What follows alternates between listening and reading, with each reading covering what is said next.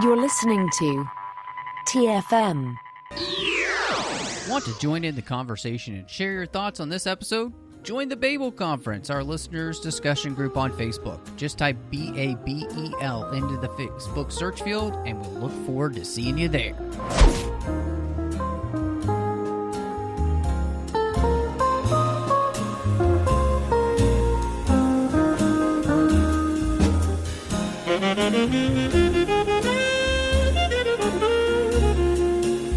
Hello and welcome to TFM's local watering hole, the 602 Club, and I'm just one of your hosts, Matthew Rushing, and I'm so excited to have with me this week the one and only...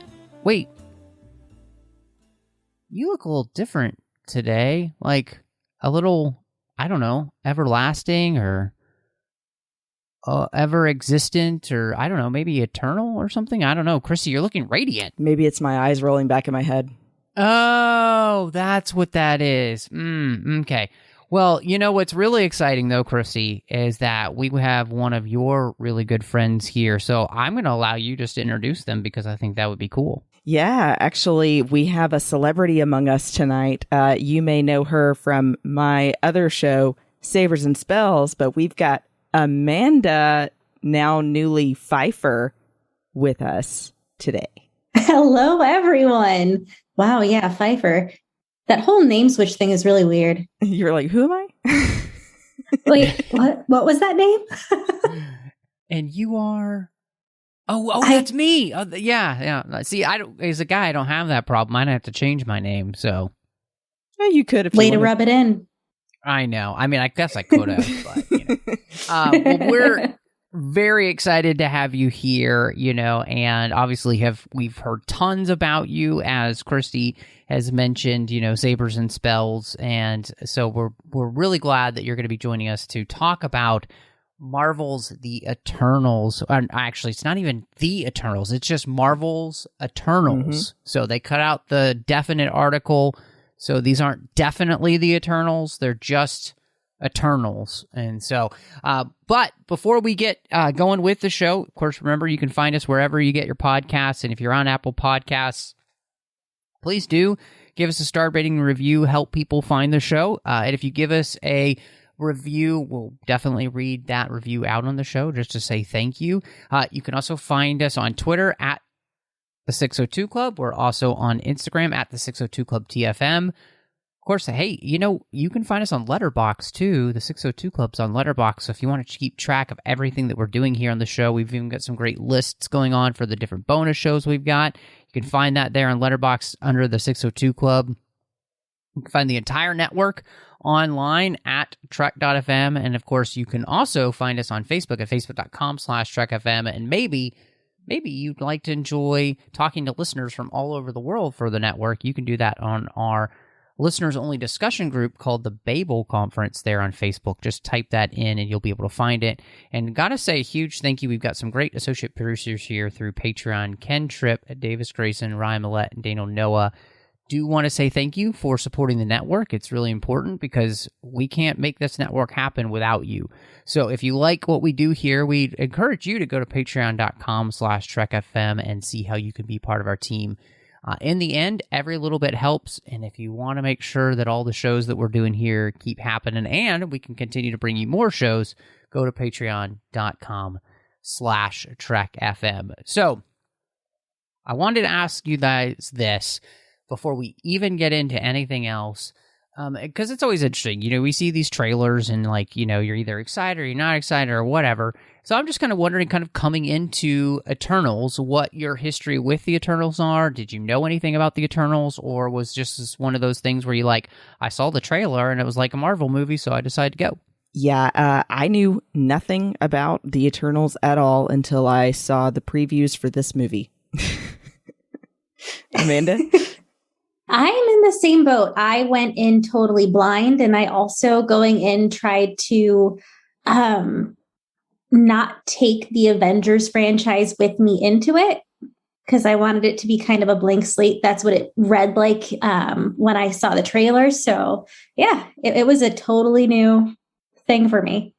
I'm right there with you both. I mean, I'm on record. I don't know as much about Marvel Comics as I do DC Comics. And so I've never read anything for the Eternals. I mean, I know it's created by Jack Kirby.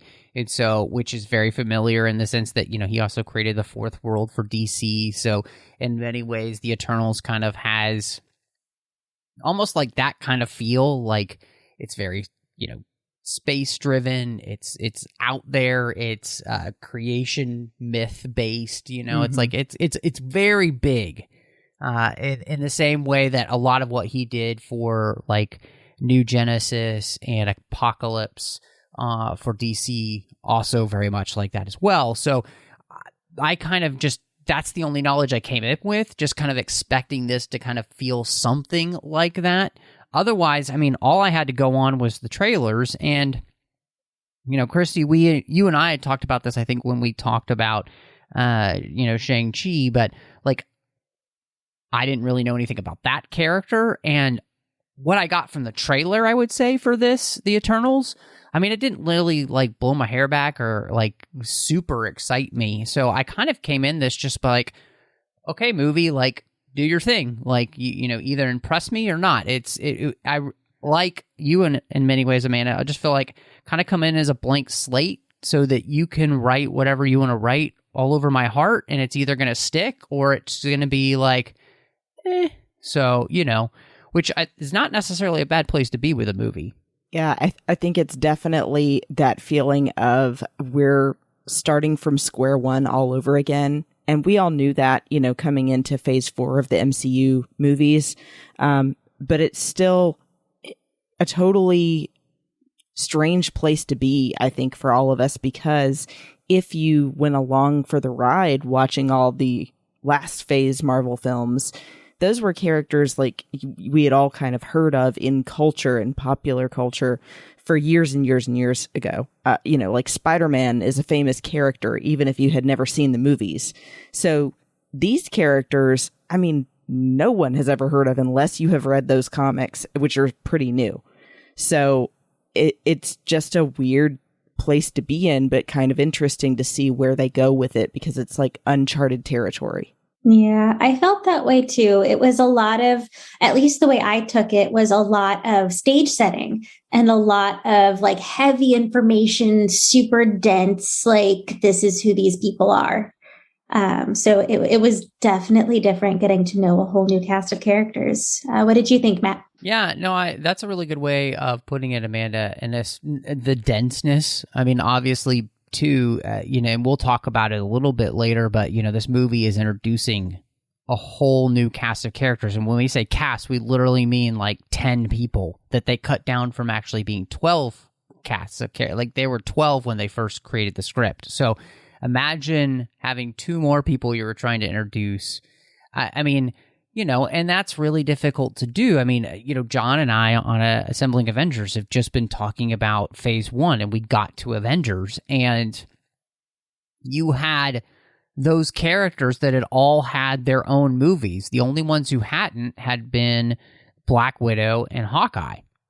The rest of the characters had all been set up in their own film, you know, to give you a time. And so this is like something that Marvel, I don't think has really tried to do in any way, shape, or form. The closest you come, I think, is Guardians of the Galaxy, where you introduced that whole crew in one film.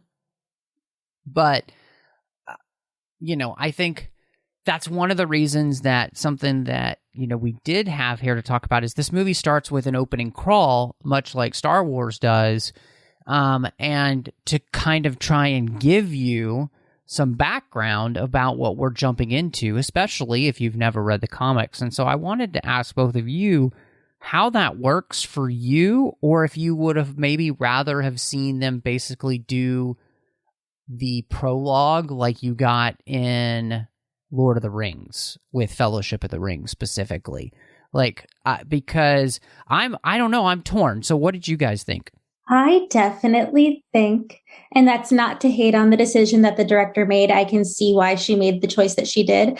I think I would have preferred a prologue, like, you know, a visual montage with a voiceover of these characters and their story and everything prior to where we see them now. I think that would have been a little more digestible. for me.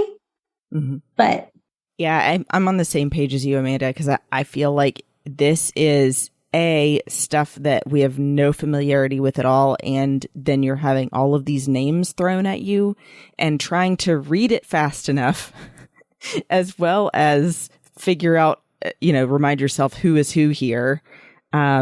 You are still kind of confused, even though you've just read that whole opening crawl. In this case, I didn't feel like the opening crawl worked as well. No. And can I just say, it was really small writing. Yes. Hey, I think you're right. No, you're absolutely right. So that was I think we're on the same page, Christy, as far as that goes. And you said you're on the fence, Matt?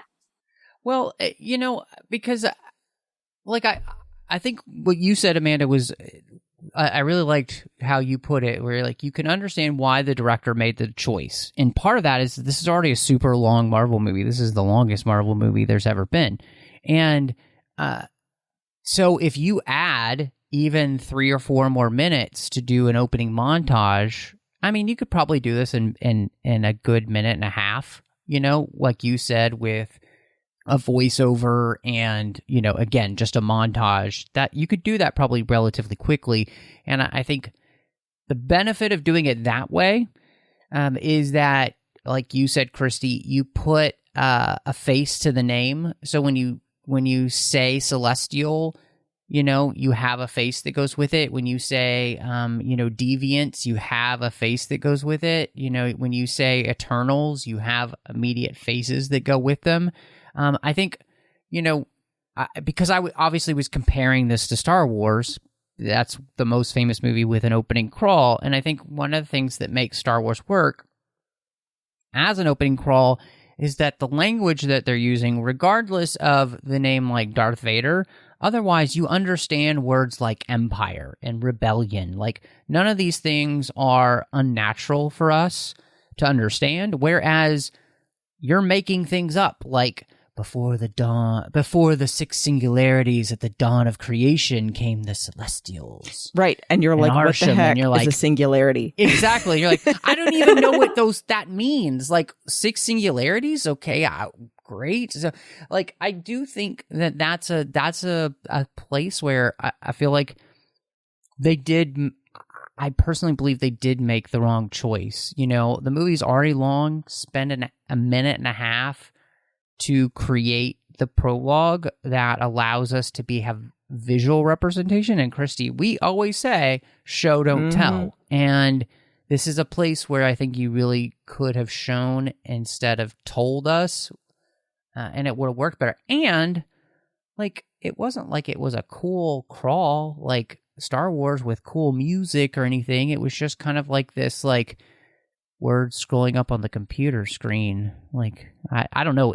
There wasn't anything, like, visually interesting about it either. And like you said, Amanda, absolutely, the writing there, it wasn't, like, in big, bold letters that, like, like, I think of, I have terrible eyesight anyway, and so I wear glasses or contacts, and I can't imagine, like, somebody who maybe forgot their glasses and was really screwed. And they're just like, oh, well, I guess I'll pick it up later. Well, and I did go right after work, and I was at the salon, and we are masking currently at our salon, and my glasses don't fit on my face with my mask. So I had no glasses for this film. Wow. So you were exhibit A of what Matt just said. I was exhibit A, and I'm like, a what? Wait, Eric, what's that word? Shh, babe, shh. But I can't see. Can you read it to me really quietly? No. Yeah. But, absolutely. the other thing that might have been cool too is, like, what if, since they have the Prime Eternal played by Salma Hayek, what if it was like a sort of a montage a little bit slower and it was coming from her point of view as the voiceover? That would have been cool. I would have loved that, honestly, because I feel like we could have really had some more connectivity, both with her character and with what she started. Right. Because she's the one that causes everything to turn on its head. So, yeah, I think that's an absolutely great point. And I think you nailed it, Amanda, in the sense that we'll talk about it, but I mean, I think she's one of the characters who gets very little to do in the movie, which is strange because you cast Selma Hayek and then she like barely does anything. And so like to make her basically the storyteller for you, I think is an excellent choice. And one of the things that I'm really interested to get both of your takes on was that this movie has obviously been touted by Kevin Feige as being like giving us the beginning of the Marvel Universe. And so by doing that, we've created a creation myth for Marvel. And comics have had this, Marvel Comics has their creation myth for it. DC has its. But I wanted to ask you, how does this work for you? Because, Amanda, I know you said you tried to come in without the Avengers as, in your mind, and yet this is in the same universe. We're trying to connect this to the Marvel Universe. It's the MCU. So, like, it's all the same thing, and I'm guessing they're going to hope to try and use these characters in other Marvel adventures, regardless of whether or not they have, Eternals 2, that these characters show up again for important reasons. So how does it work for you guys to try and create this creation myth now, after 20 some odd films? I feel a little funny about it. In general, I like the movie. It's feeling inside. Yeah, because, they come in telling this creation myth and then they spit you out after everything has happened with the Avengers and the snap. Literally, they spit you out there when Dane is speaking about it with the class. And it was a little different. It was a little... I wasn't quite sure how to feel about those two worlds blending because they also seemed so different as far as what they were trying to do with this creation myth and with Eternals, and then what we already have had happen. Mm-hmm. So I'm still open to what's going to happen next, I think.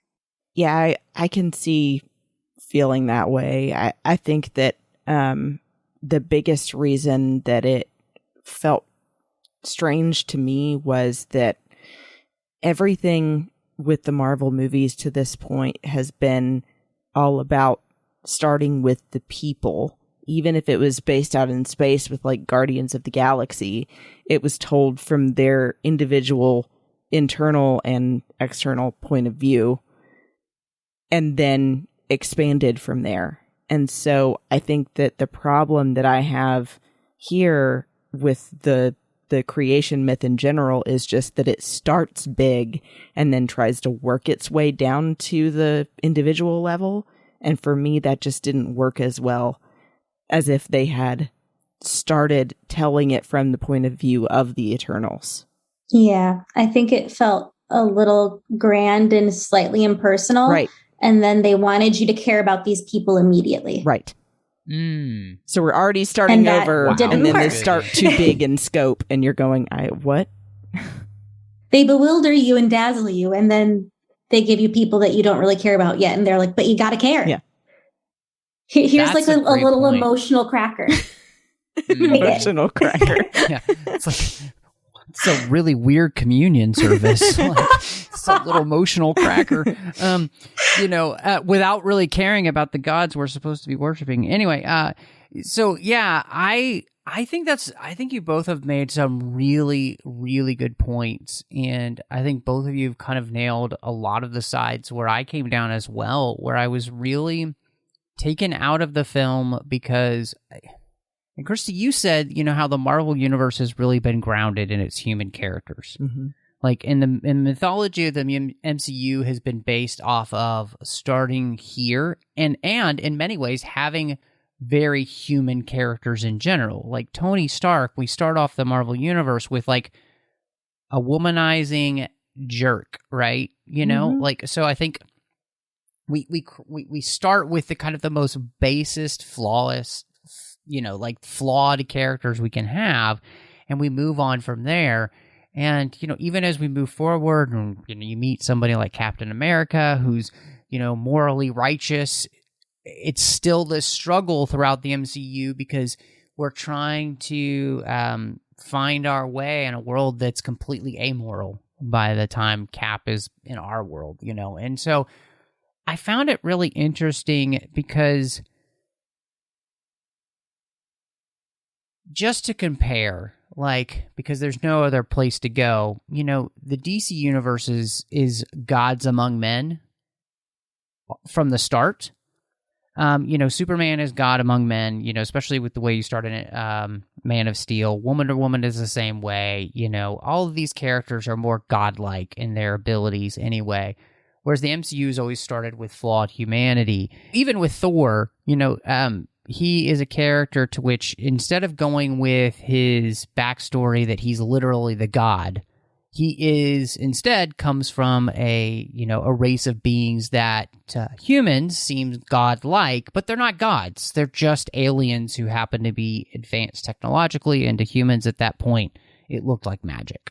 And so, we've taken away all of the godhood for characters, and now we're trying to insert gods basically into this universe. And I think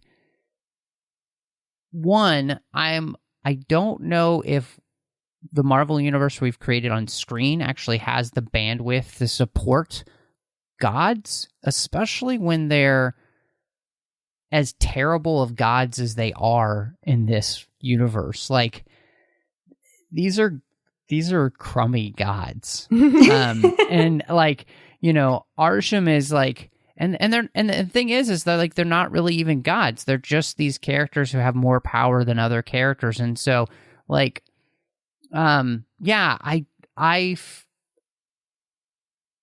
think that ultimately what you said, Amanda, is that this seems so remote and far out there, and it, in many ways, I think it was so far removed from the humanity that they're supposedly trying to save that I didn't really care, which is kind of strange. They're trying to save the world, and this doesn't feel connected enough to the MCU for me to really care. And I don't really even care about the human beings on the planet because it all feels removed from them, because these aren't even human beings. They're Eternals, which are fancy robots, and I don't know, the whole thing, it just felt I don't know, it just doesn't work the way that they need it to for the story to really coalesce with everything that's come before. Yeah, I think that at points it felt kind of clinical with how much they were trying to give us all at once information-wise, and that comes back to it was super dense. With a lot of things being thrown our way that were totally out of the realm of anything that we've encountered before in the MCU, and new words and new names and a whole bunch of new people and beings. And they did leave out that human heartbeat, I think, a little too much for my taste personally. And the only human connection that you initially get in the film is Dane, which, hey, Kit Harington, love him. But the movie is supposed to come to this head where all of the Eternals need to prove that humanity itself is worth saving, but we don't see any of the humanity that they're supposed to be so in love with, and that's why they're fighting this fight. So it doesn't give you, again, the heartbeat, the reason to fight. And you're just kind of well, I don't really know about any of these humans of Earth because it doesn't feel like the Avengers. I mean, we've heard them name dropped, but it's not like they're a presence in this film to any real tangible extent. And then you remove all the human element from it besides one dude, and then expect us to care. Mm-hmm. And it just didn't happen for me at points with all the information I was absorbing slowly. Yeah.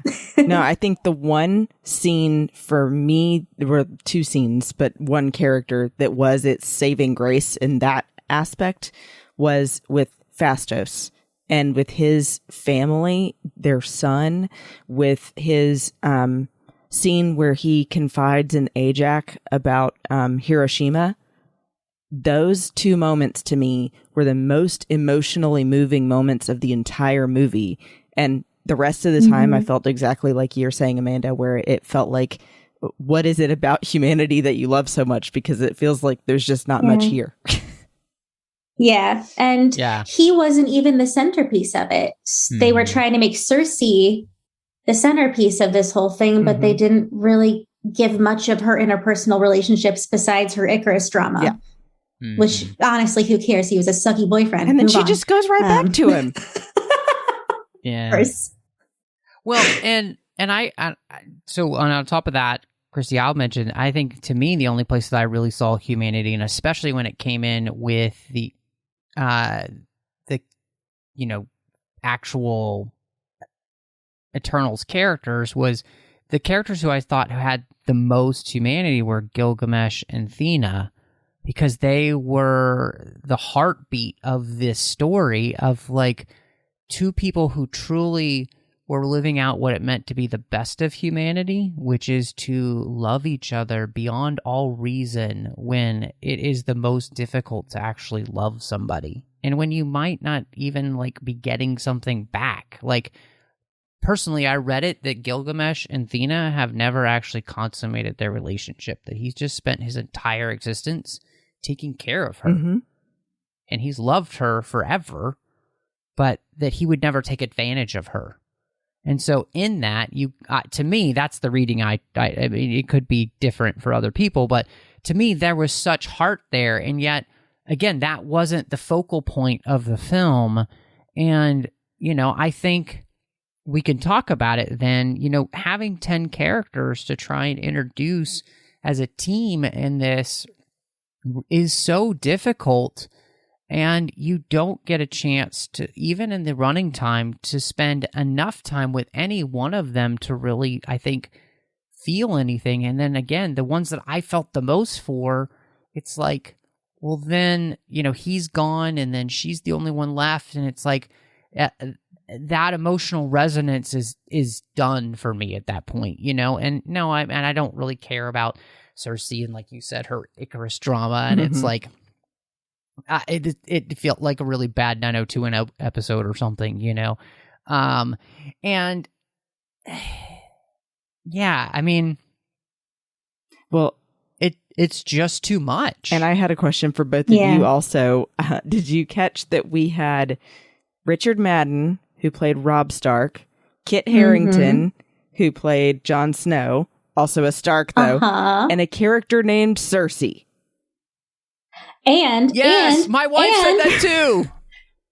And the composer of the film was Ramin Djawadi, who did the entire score for Game of Thrones. Yep. Which better scores there, but we'll. But yeah, I think the combination of all four of those in one movie was a mistake.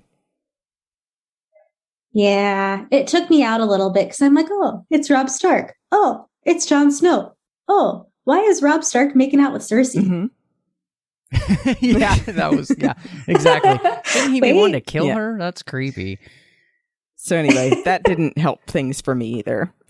Yeah, well, and then when I was, I mean, you know, you have some interesting things in there. Like, I think like the character of Druig is really interesting in the sense of like thematically, he's a character who in many ways is basically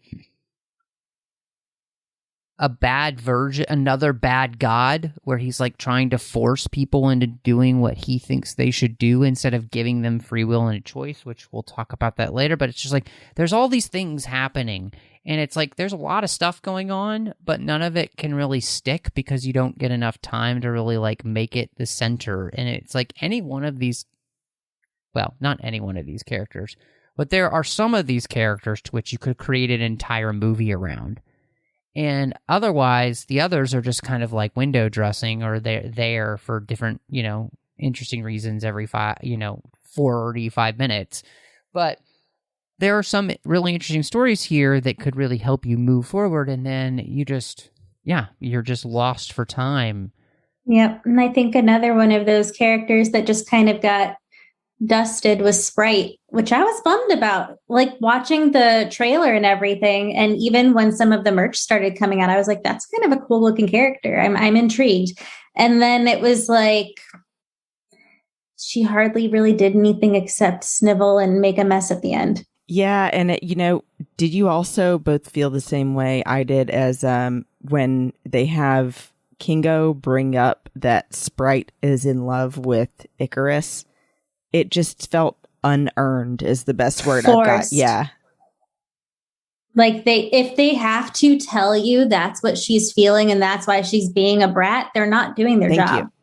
I mean, I got that that's what it was before they said anything. Yeah. But I found it creepy for reasons that I don't really want to discuss here, but yeah. Mm-hmm. I mean, I get what they're going for story-wise, but I think that there's too many implications there of younger people and older people that just lines shouldn't be crossed. Doesn't need to be in there. Exactly. And I just think it's a little bit too much. And I get it in the sense of like thematically it goes with like why did Arsham create her like that, and like, especially when she could never grow up and all, again, it's interesting questions, but because there's no time to like flesh any of that out, it just kind of comes off as this like really creepy like relationship that I'm not necessarily super comfortable with because we don't have time to actually give it any time. I mean, as Deanna Troi would say in Star Trek First Contact, we don't have time to argue about time because we just don't have the time. And that's kind of what we get in this movie, which is disappointing. So yeah. I was curious too, as a side note, how you both felt about the names of the characters, which I assumed came straight from the comics, but many of them being from either Greek or Roman mythology, I thought was kind of a cool thing to add to this because it also informs you up front maybe about some of their character traits. Yeah, I thought that was a smart move, especially considering what they were throwing at us for the first film with how many characters there were to get to know. So you kind of knew Icarus was going to be a little bit impulsive and maybe a little too ambitious. And literally fly too close to the sun. Yeah. You got some vibes about potential story trajectories for each of these characters just based off of their names. So that was a really nice touch, I thought. I thought it was interesting. And I think your question kind of goes into a little bit of the idea of like the story structure and that their names seem to come from their experience throughout all of human history, kind of being involved in human history for 5,000 years. And their names are representative of the quote-unquote gods that they ended up representing to human beings. And I guess the most famous ones. And so I thought that was interesting. But I was actually also bothered by the story structure because we kept bouncing back and forth.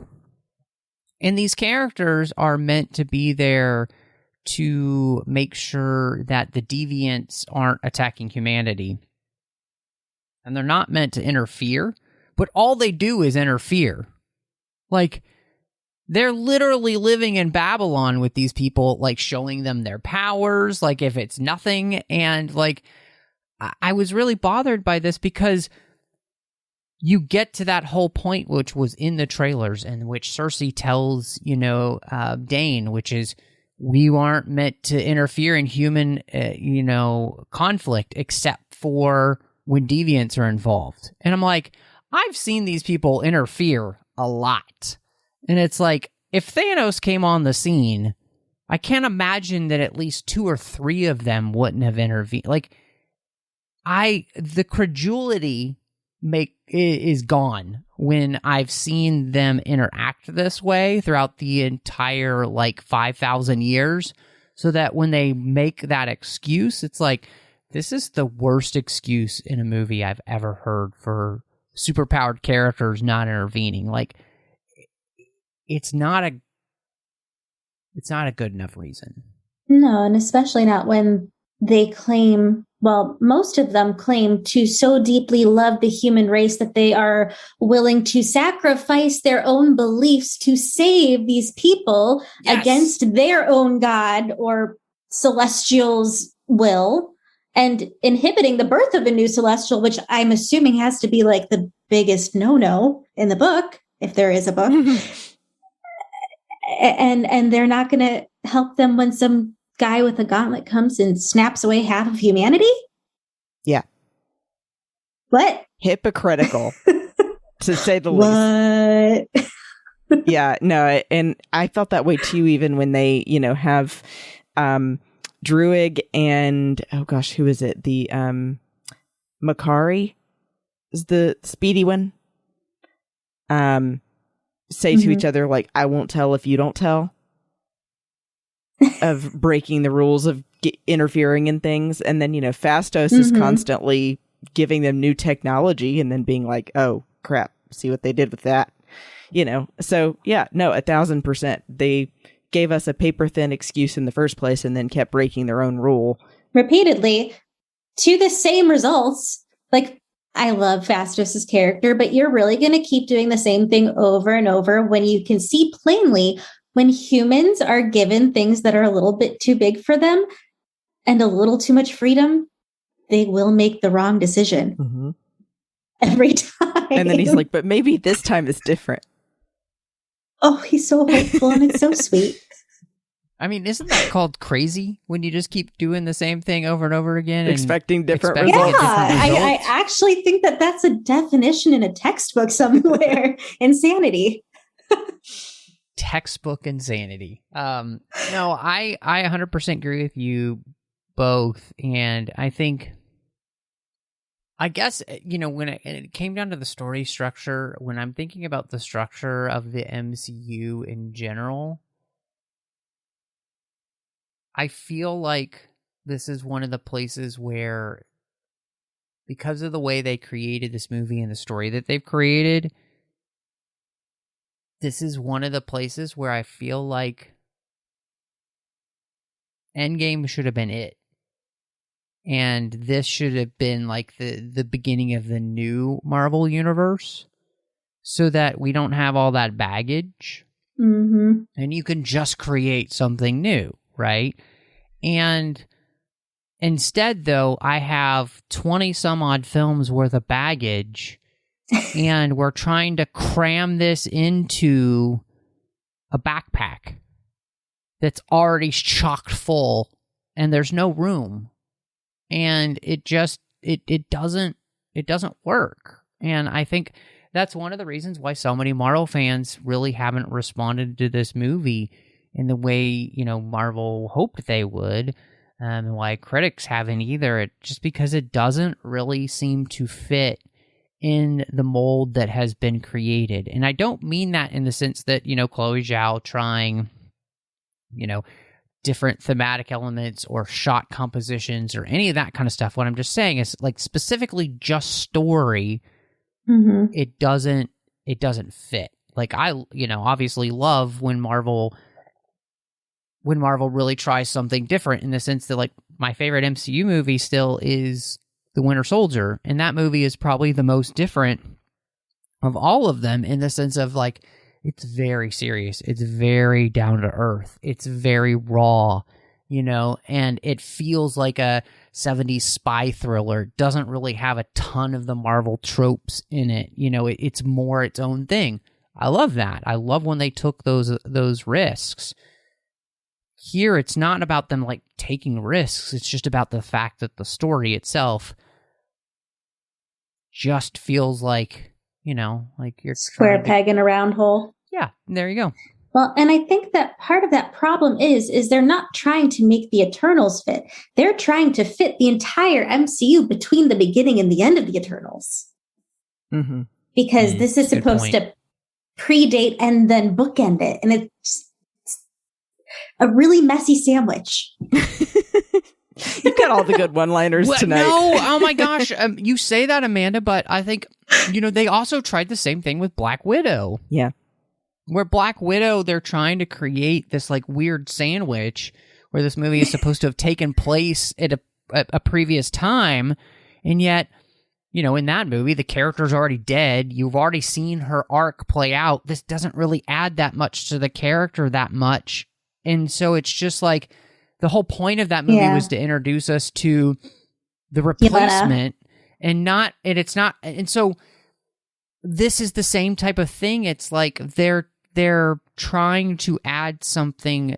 It's like if you had a sandwich that was already perfect and then somebody decides to smother it in tartar sauce. You're like, I don't need tartar sauce on my already perfect sandwich, mainly because there's no fish in this sandwich. It's a peanut butter and jelly sandwich. Why would you do that? Exactly.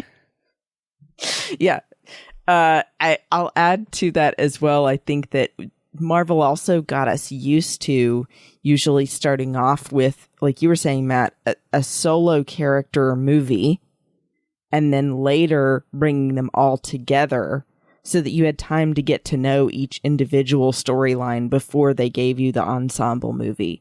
Whereas here, we're starting with the ensemble and then going to divvy up into individual characters. And probably not all of these are going to get their own movie, and shouldn't, in my opinion. I mean, they did nothing. Fizzle. They did nothing with Makari. And that's a missed opportunity because she's such a cool character. I mean, that was she's lame. like the Marvel version of the Flash. It would have been really awesome, and I'm really bummed that they didn't do more with her, to be honest. And Christy, you make a great point in the sense that, like, I think a lot of people had that kind of same criticism when Joss Whedon's Justice League came out, right? And then, of course, everybody sees Zack Snyder's Justice League, and you're like, oh, well, like, you can do this if you do it right, and, like, you have 4 hours to tell a story. You could do this type of thing. But here, like, you literally would have needed, like, 4 hours to try and introduce 10 characters and have 5,000 years of history, and, like, you just can't do it in this format. And I think, that there is a really, there's an interesting question in the movie about free will versus determinism. And, like the Celestials and the Eternals, can they have free will? Do the people on Earth get to have a say on whether or not they're sacrificed on the altar of the greater good? Is there another way to birth a celestial possibly without destroying a planet? Like, is it really the greater good? Is it really the greater good? And this is the thing. I think this question really bothered me because the way they set up the Marvel universe here in this movie is that it is quote unquote the greater good because the system continues. But the system it's set up is like so sad, right? Like, yeah, we have to sacrifice billions of people so quadrillions, I guess, in the galaxy can continue to expand and grow and or whatever. It's like this, again, it's a really crummy system with terrible gods that have created a terrible system. And in the end, like, there is no, for them, free will. It is all just determined in the sense that the determinism is the system must continue. And it's just, I was really bothered by the whole thing because it seemed so fatalistic and hopeless. Because by stopping this, have the Eternals actually stopped the thing that will, in the end, billions of years from now, destroy the entire universe because we're not allowing this system to continue. And it's just like all these type of questions. And that's where it's like, to me, the Marvel Universe is not large enough to hold the questions of existence. It's not a philosophy class. It's not a religion. It's a comic book series. Well, and a group of films. And the way that they always told those kind of questions before, or those kind of stories, was from a person's perspective.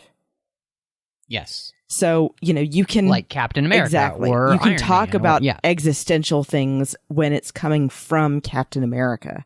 But when it's just posed out there in the universe, it's, like Amanda was saying, like completely lacking the heartbeat. The reason that you care about the existential question is things that exist. Well, and they don't really give you much reason to care what does or doesn't happen to the Celestials at the end of the day either. Because the only two we've met suck. Yeah. They're terrible. They're both awful. I mean, we met the one, just Star-Lord's dad, Ego, and he was just a menace. And then we get big megaphone face. Yeah, he looked like he was a microphone. It looked like an old school boombox with like all the... Yeah. I was not... He plays great music. I've never been to one of his raves, but as a huge. god, 10 out of 10 would not recommend. I 100% agree. Well, and that is an interesting question in this movie, which there was not enough focus on, which is, what is your faith in? Right? Like, because we see these Eternals have their faith in these Celestials, especially, for the most of the movie, Ajax does. We obviously see that Icarus does. Kingo does as well. They have this firm belief that these Celestials know what is best, even if they know the truth, right? Mm-hmm. Like, that this is the way. But it was really interesting because the base question that doesn't really get dealt with is it worthy of having your faith in? Like, that is a massive human question, which is why we have religions, why we have philosophy classes. What do we put our faith in and why? And again, this movie has no way, and the MCU absolutely has no way to answer these type of questions because it's a film series. It's not a religion. Yeah, I think that the goal question of this whole film was a stretch and a little bit of an unattainable goal, if I'm going to be honest about it. And you don't care about anyone enough to be invested in whether or not they truly believe these things, or that the Celestials are good or bad or benevolent or what have you. You don't have enough time with them, with any of them. You don't really care about what was supposed to be the initial bad guy, which wasn't, which was Crow and all of the deviants. Like, I really didn't feel that was much... his name? Yes. Yeah. Okay, Crow, I didn't know that. I didn't remember played that by even being Bill in the movie. Skarsgård. Yeah, okay, cool. So another big name that, like, you had next to no time with. It was great. But yeah, I didn't feel anything about the big bad guys in the film. There were moments of connectivity with the Eternals. I will give it that. I really did like some of the characters, and I really sincerely hope, because I want to like where this is going to go, that they do better by these characters and they give more deserved time independently with each of them, so that maybe you can care about this story trajectory a little bit more. But yeah, I don't see myself caring about the Celestials at any point. Yeah. I feel like they're terrible. Yeah.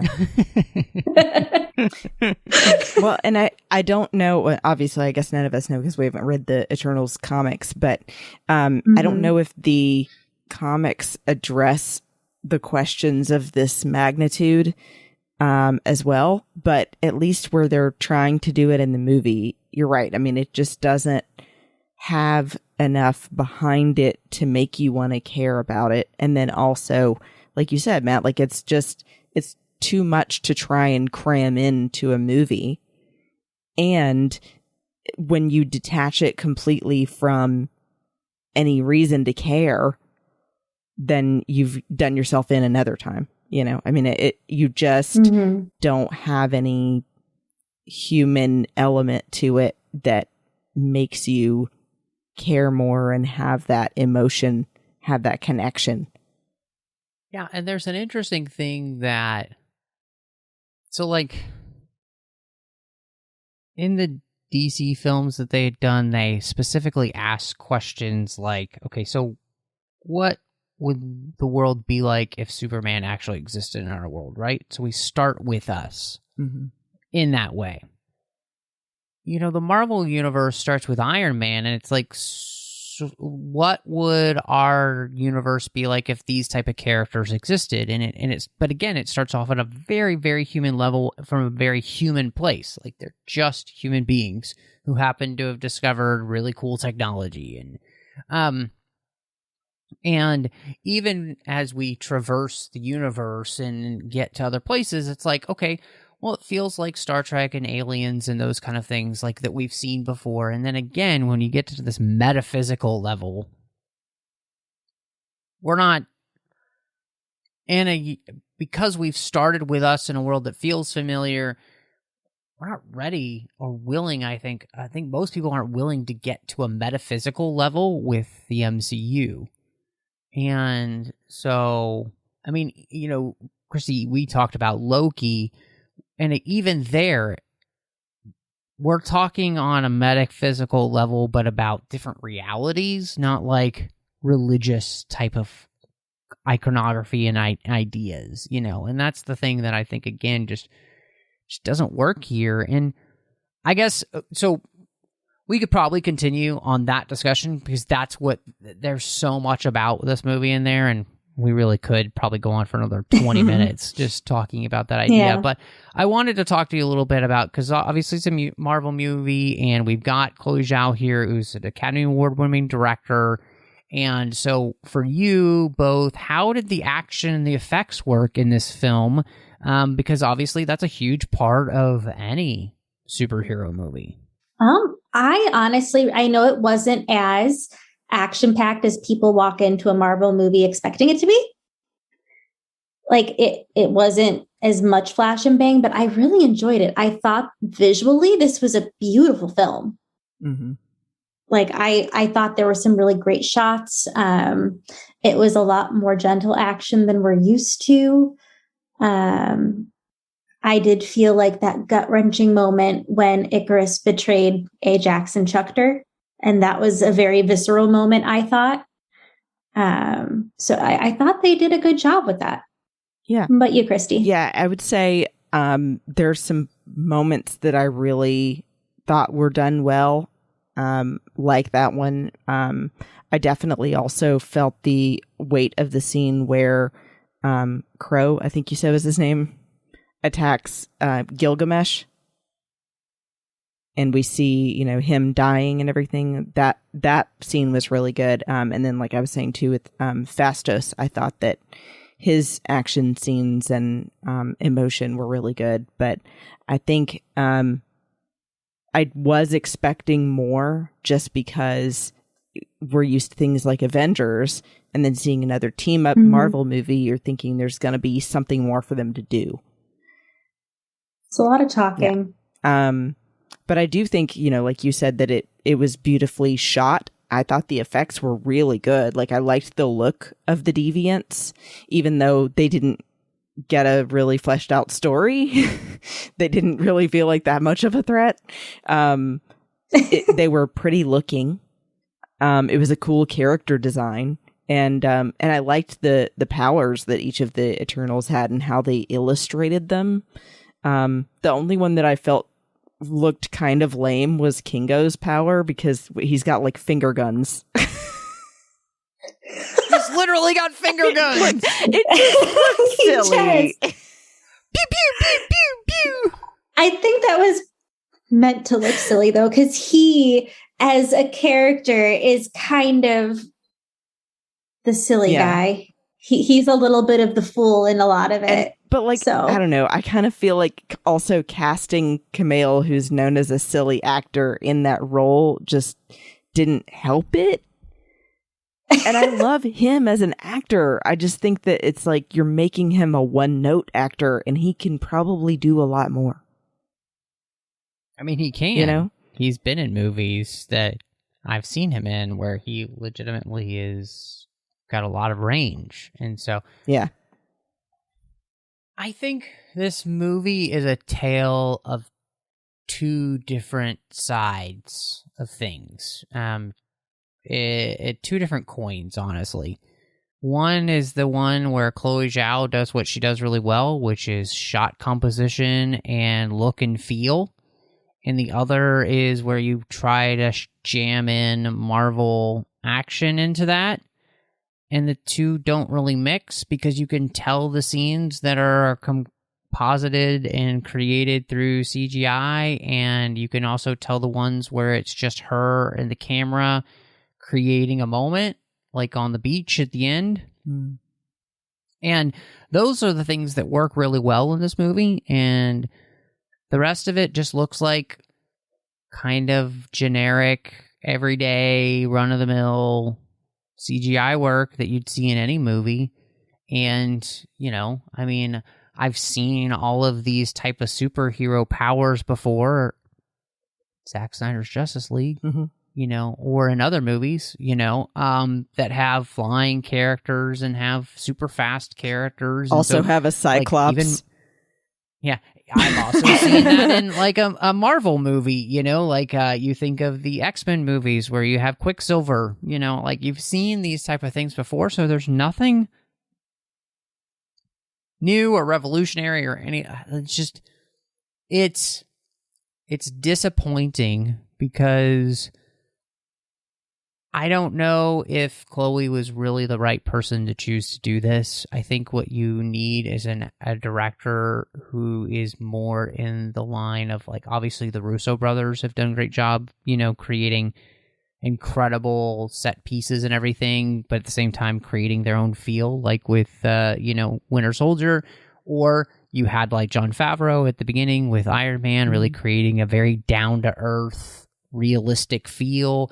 I mean, like, you have all these different directors that come in, and I just don't know if this was the right choice for this, you know, not to take anything away from the beauty of some of these shots, which I really liked, but the rest of the movie, I kind of hate to say this, but I was pretty bored in this film.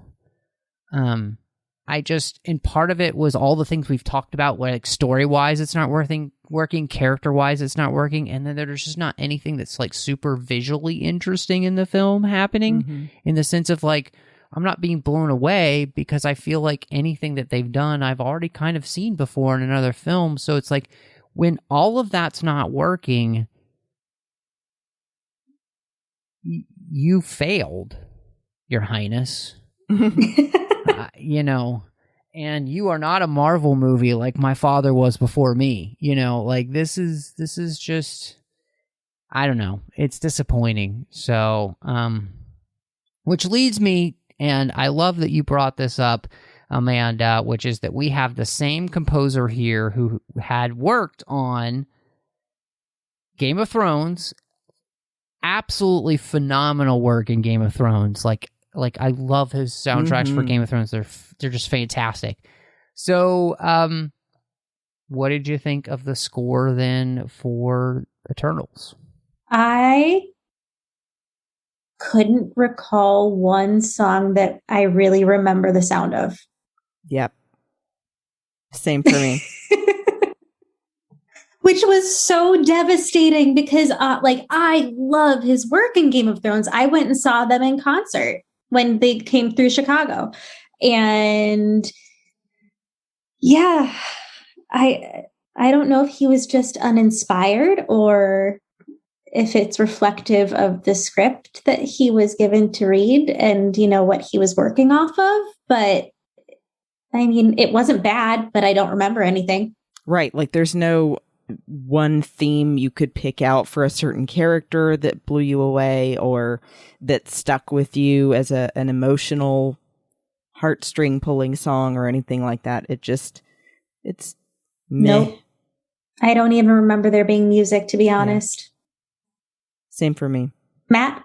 You know, I've listened to the soundtrack outside of the movie, and it's not terrible, but honestly, like you, Amanda, I don't really remember there being music in the film, you know, and I think, you know, Christy, obviously you and I just talked about Dune, where the soundtrack is another member of the cast, basically, in the way that it it creates itself as like it's indistinguishable. You couldn't have the soundtrack not be in the movie. And this movie doesn't have that. It's like it just feels like kind of like blasé soundtracky type music that's vaguely superhero-ish, maybe on another planet, but here there's nothing special to it, and that's disappointing. And mainly because, like, you know, you have this incredible cast and like these characters come from outer space, and like you had the opportunity when you're doing a crawl to make it Star Warsy, I guess, and at least give us something to feel. And like I think this is another place where it feels too indie-ish in its movie approach. Like, you know, again, Chloe Zhao is more of an indie filmmaker, and this soundtrack feels like it's more in line with an indie film. And you know, maybe that's a little too chill. Yeah, a little too chill. I love that. It's a great way to put it, Amanda. 100% agree with you. And part of that has been, I mean, you know, John and I on Assembling Avengers, we're talking through these films. We just finished phase 1, and in many ways, a lot of the soundtracks have just not been great until you got to like Captain America and then the Avengers, where you had recognizable themes and stuff.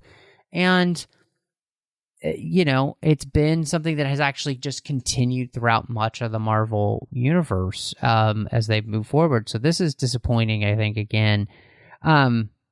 Yeah. We should talk about some end credit sequences before we get out of here, because we have 2 end credit sequences, and one involves a character who I couldn't believe was in this movie until, of course, the end, when I realized, oh, they're setting him up for something else. Of course, Kit Harington is Jon Snow, and that's what I always love him as. But this idea that he's going to be this character Black Knight, possibly, and a voice that I don't know if you guys recognized who that's going to be in the Marvel Universe, but I was like, that was more exciting than all of the rest of Eternals. I didn't recognize it. Who was it? So it's... I don't know how you say his name. I think it's Mayala something, and he's going to be Blade. Okay. So, yeah. So wait. We're getting a vampire? A vampire, yes. Blade will be a part of the Marvel Universe again. Not Wesley Snipes, but a new version. So, yes. But, so, I mean, I was like, but that was kind of more exciting than the rest of the movie. Mm-hmm. I was really happy about it, to be honest. I like the way that they introduce it. I mean, it's definitely interesting that the way they have him, or I mean, they don't have him, the way that Kit Harington performed the scene of, you know, backing away from the box and then going back to it, and then the whisper of the sword, supposedly, you know, leading to there being something sinister about it. I thought was really cool. Yeah, I'm excited about that. Yeah, it's another place where, like, I don't really know anything about the character other than a little bit I've read online, and this sword apparently can, like, cause somebody to turn bad, you know? So it like, has a curse. You know, it has a curse, so picking it up is not a great idea unless you're willing to stay to fight against the power that's in the sword, but it also gives you power. So anyway, that should be interesting. So our second stinger is one that introduces us to Thanos' brother and his sidekick, Harry Oswald. Styles. I mean, Pip. So, yeah, it was so funny because Amanda actually sent me a message and said, "Harry Styles, why?"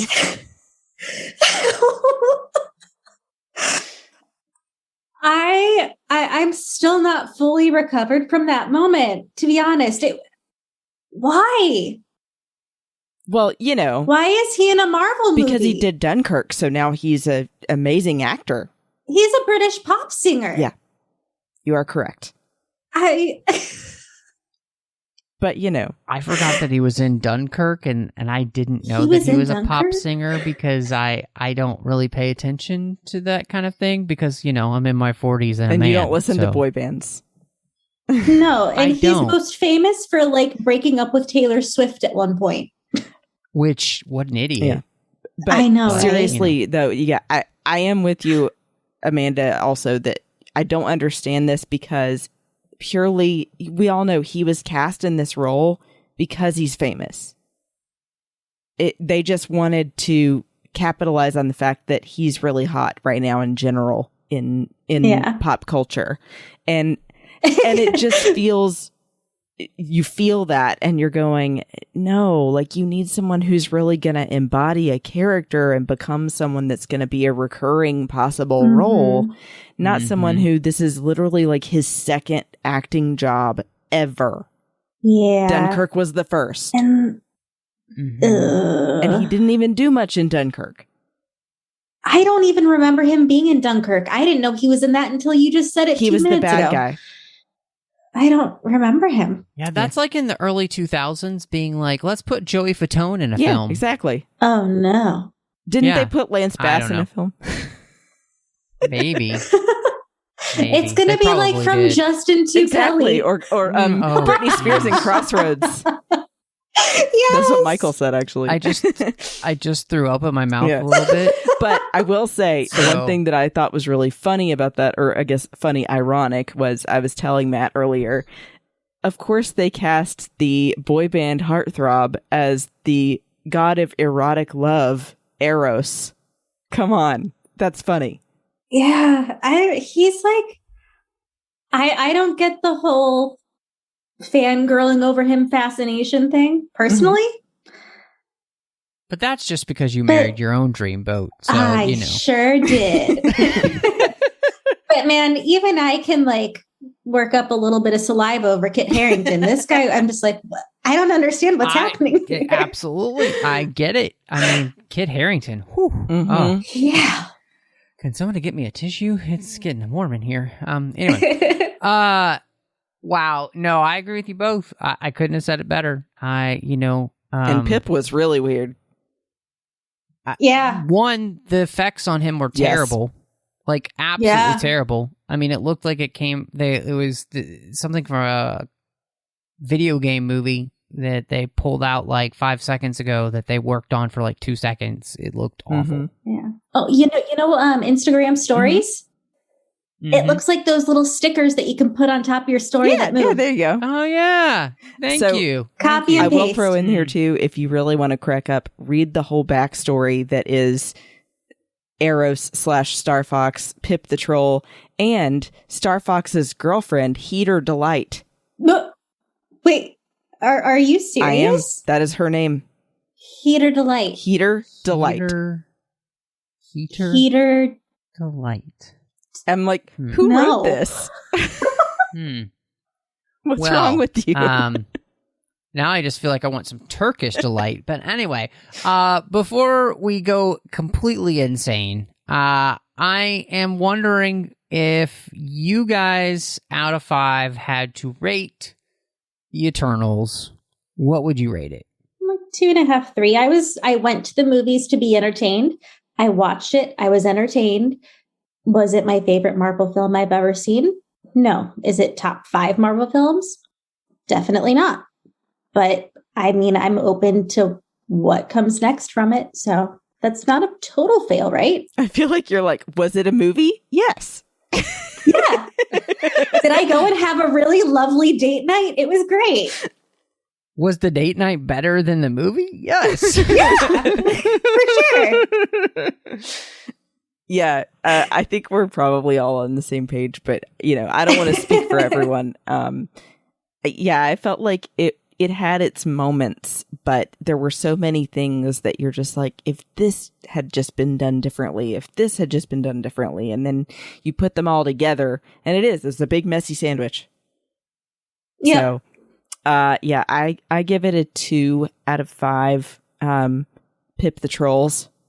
Ugh. Because it was just had some weird stuff going on with this movie, and a lot of things that I would have changed, but I'm also a little bit nervous now that this is the stepping off point for the rest of them. I hope that we get a Black Knight movie and it's really good.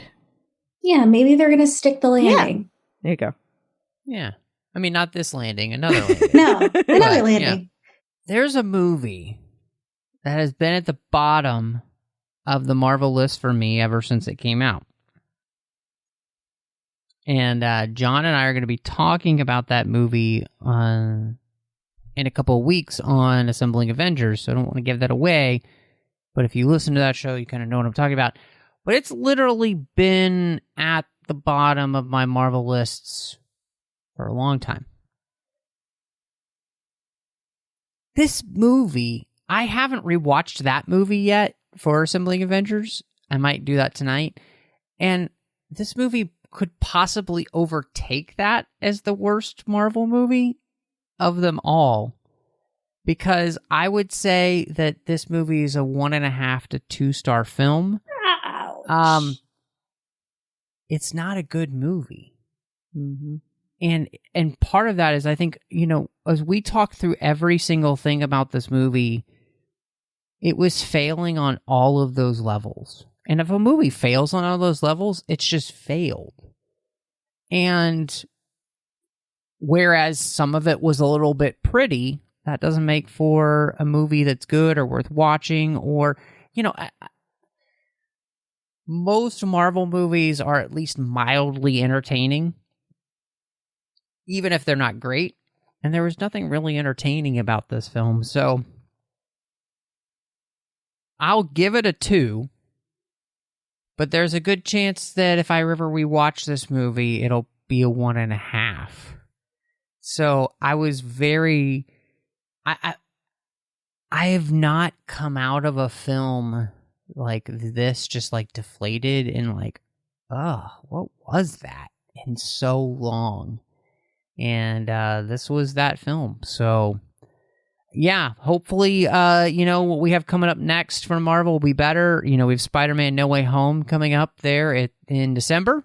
And so high hopes for that, obviously, with everything that looks to be pretty cool with that movie. And, so anyway, but it's time for some recommendations. So hopefully we can recommend some great things for people to check out. And so, Amanda, since you're our guest, what would you like to recommend to all the listeners this week? Well, I'm going to recommend my all-time favorite feel-good fantasy movie that in my personal opinion, it's the most quotable movie of all time. And I know I'm going to get a lot of flack for that, but please go watch The Princess Bride if you haven't. And if you have, go watch it again. Give yourself a little joy. It's such a fun movie. Aww. I love it. And after Eternals, you probably need some joy. So go watch. Yeah. And I totally missed an opportunity. I still am kicking myself for not saying that quote at your wedding. I know. You did not do it. I was so worried I was fumbling with my little booklet. Wait, which quote? With the scriptures in it. Marriage. Marriage is what brings us together. It's like there's so many quotable lines. I didn't know which one you wanted to pick. The entire film is a quote. That's true. That's true. Anyway. Good recommendation. I agree with that. I'm actually going to come out with something a little bit new, and I'm going to say that I recently got into watching anime for the first time ever because my husband got me to go check out Anime Weekend Atlanta, the convention. And we attended a panel called Gundam 101. I don't know if you've ever heard of it, but it's, in my head, I compare it to they look kind of like Transformers.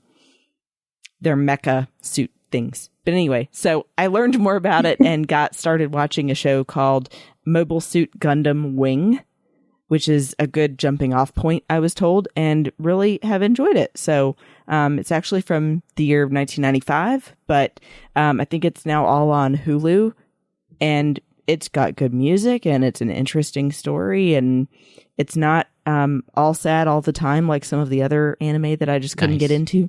So I recommend checking out some anime if you haven't, and maybe checking out Mobile Suit Gundam Wing. Nice.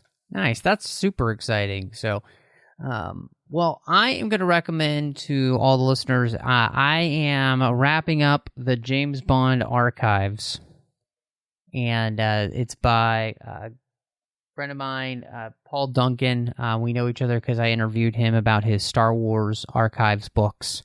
And this is phenomenal. It goes through every single of the every single one of the James Bond films, all 25 of the Eon productions, as well as the original Casino Royale that was done, kind of the parody film, as well as Never Say Never Again. So there's 27 different movies in here that he walks through. It is a massive book, and when I say massive, I literally mean massive. It's like a 15-pound book.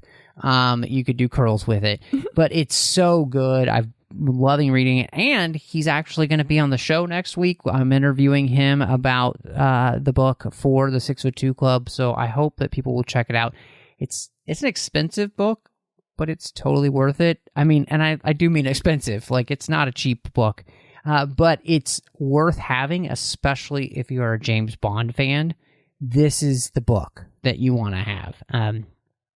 Besides the behind-the-scenes stuff that's in the book, the pictures that are in the book, some that have never been seen before, are so cool. So I would highly encourage you to check out the James Bond Archives, and this is the No Time to Die edition, so it includes Daniel Craig's final film. It's fantastic. But Amanda, I've been hearing about you for a long time now, and I'm so glad that we finally got a chance to meet, and you were in the 602 Club, so we hope that you'll want to come back and join Christy and I for other adventures. But if people want to, follow you and see what else that you've got going on, where can they find you? Let's see. I am on Twitter and Instagram and TikTok, all under the handle @TwinSonsAmanda. Actually, the TikTok is @TwinSonsAmanda and Eric, because we share that one. But yeah, you can find me there on all those platforms, and also on Sabers and Spells when Christy and I reboot that, because we've been on a bit of a hiatus due to, that wedding thing. Yeah. I mean, just no biggie. This tiny little, minor hiccup in life. Yeah. And honeymoon twice to Disney. Oh, I'm so jealous. There was one honeymoon, and then there was one, oh, hey, my parents had extra timeshare time, and we had 2 extra days of PTO, so why not? So cool. I was very lucky. Yes, you are, but that's okay. So, you can find me also at Bespin Bell, of course, on Twitter and Instagram, and of course, then sometimes on the Babel Conference. And you can also find Amanda and I both, like she said, on our show, Sabers and Spells, when we finally post our next episode again. I know we've been saying we were going to cover Labyrinth for a while now, but we really will. It's going to happen, guys. I promise. So check us out at Sabers and Spells as well. And, of course, you could find me all over the place on social media under MattRushing02. And then, of course, here on the network, you could find me in the 602 Club feed doing Snyder Cuts with John, where we've talked about everything that Zack Snyder directed, as well as, of course, Assembling Avengers we've mentioned as we're walking through all of the Marvel films again, kind of away from the hype and just trying to evaluate the movies as they hold up now. You can also find me doing The Orb, Warp 5, and Literary Treks. The Orb is about Star Trek Deep Space Nine. Warp 5 is about Star Trek Enterprise, and then Literary Treks is about the books and the comics of Star Trek. I have a couple of shows over on the Nerd Party Network. One is finished, called Owl Post. We did that with Drea Kaufman. It was all about Harry Potter. We walked through every single chapter of the Harry Potter series, one chapter at a time. And then you can find John and I also doing Aggressive Negotiations, which is a Star Wars show. And so if you love Star Wars, that is definitely the place for you. So as always, though, thank you so much for joining us. And y'all come back now, you hear?